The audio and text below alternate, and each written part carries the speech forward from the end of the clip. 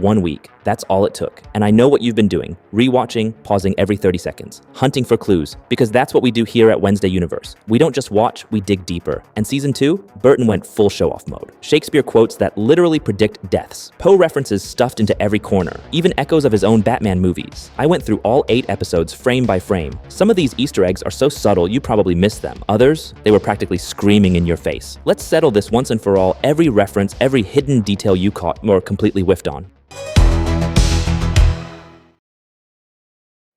Right out of the gate, season 2 smacks you with that version of my favorite things. Inside the scalper's house, the dolls aren't random. The one-eyed doll hints at Judy's obsession with birds. The blonde doll matches one of the scalper's victims. Later, Wednesday just carries one of those dolls over to Enid. Another quick link back to the scalper's collection. When Wednesday goes through airport security and starts pulling out that over-the-top arsenal from her pockets, that's a straight-up Beverly Hills Ninja reference. Same comedic timing, just with that signature Addams Family twist we love. Blink and you'll completely miss this one. When Wednesday discovers Sheriff Galpin's body in the armchair, notice the camera angle. It's shot from inside the mouth, framed exactly like the dentist scene in Charlie and the Chocolate Factory. A Tim Burton callback, subtle but unmistakable. That Judy reveal when she pulls back the hood immediately feels like Scream. Ghostface made those unmasking moments iconic, and this scene echoes the same style. Those black and white flashback scenes aren't just the show being artsy for the sake of it. They're a straight-up love letter to the original 1960s Addams Family series. And Wednesday's outfit in those scenes? Pure original Addams Family comics. Even the Addams house itself and Wednesday's attic room are framed almost exactly like Charles Addams' original illustrations. It's as if the production reached into the archives and said, let's make this canon. When Ajax tells that ghost story, we get this animated sequence that's basically vintage Tim Burton in a nutshell. The same gothic animation style from Vincent and Frankenweenie. Fun fact, he used this exact same technique in Beetlejuice last year. Burton's essentially creating his own cinematic universe at this point, and we're watching it happen in real time.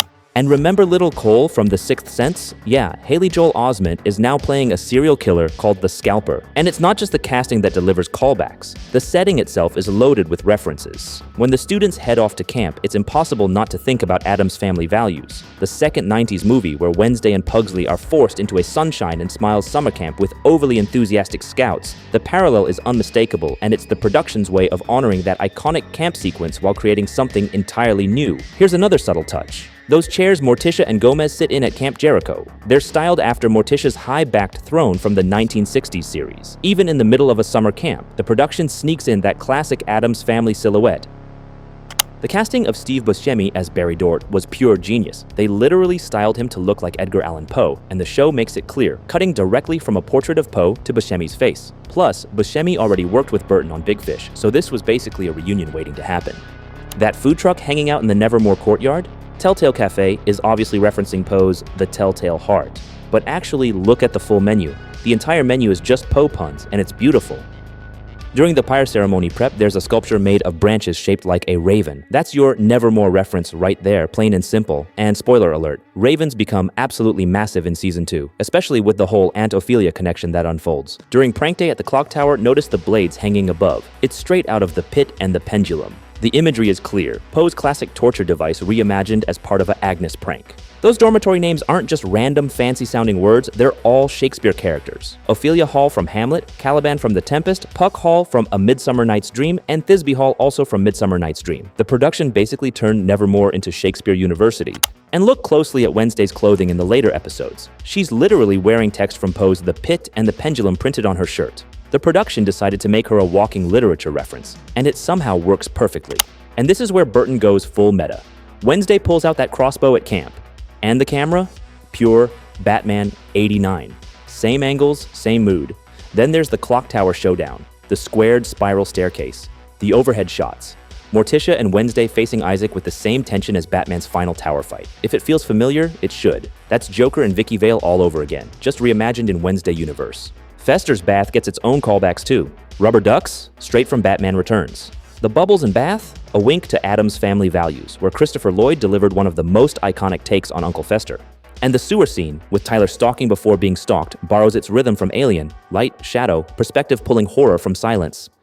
That tango between Morticia and Gomez isn't just romantic, it's DNA-level Addams Family. They've been doing this exact dance since the 1960s TV series, repeated it in the 90s movies, and now it's back again. It's literally their love language, passed down through decades of adaptations. In the 90s, Gomez played golf with Thing. A gag where the hand boosted the shot. In the Luis Guzman version, the setup is the same, but this time he swings straight into Thing. Same visual beat, but with a different punchline. The pink and pastel colors in Morticia's house?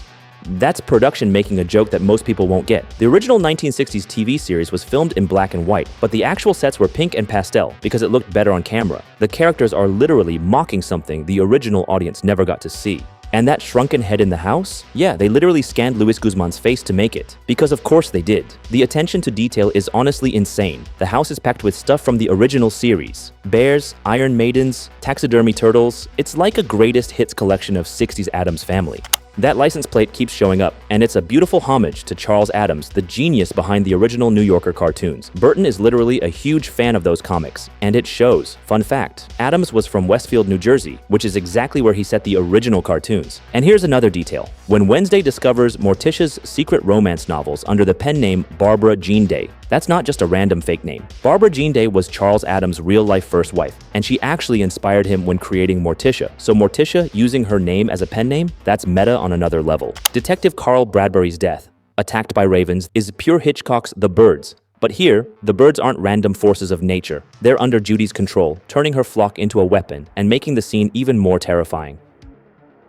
The Project Lois experiments are basically Frankenstein reborn, creating life in a lab, manipulating the natural order, everything spiraling out of control. Even Isaac, later known as Slurp, with his underground lab and experiments, echoes Victor Frankenstein himself. When Principal Weems returns as Wednesday's mentor figure, her look is lifted straight from Kim Novak in Hitchcock's Vertigo, a film about obsession and control, which perfectly describes the Weems-Wednesday dynamic we're getting this season. That sword fight between Wednesday and Morticia. Both actresses trained for weeks to do it with actual blindfolds, and Zeta Jones handling a blade instantly recalls her Mask of Zorro days with Antonio Banderas. But there's another layer. The heart shape formed between Wednesday and Morticia during the duel is a direct nod to the fencing scenes between Morticia and Gomez in the 1960s series, a family tradition of swordplay reimagined across generations. Joanna Lumley voiced Lady Maudlin in Corpse Bride, and now she's Hester Frump. Tim Burton loves working with the same actors across multiple projects. And Hester's hair, it mirrors fashion icon and socialite Daphne Guinness, famous for her dramatic black and white hair. Wednesday Season 2 proves Easter eggs aren't just fan service, they're part of the story. It honors both the Addams Family legacy and Tim Burton's universe. What did you catch that I missed? Drop it in the comments. And if you're still watching without subscribing,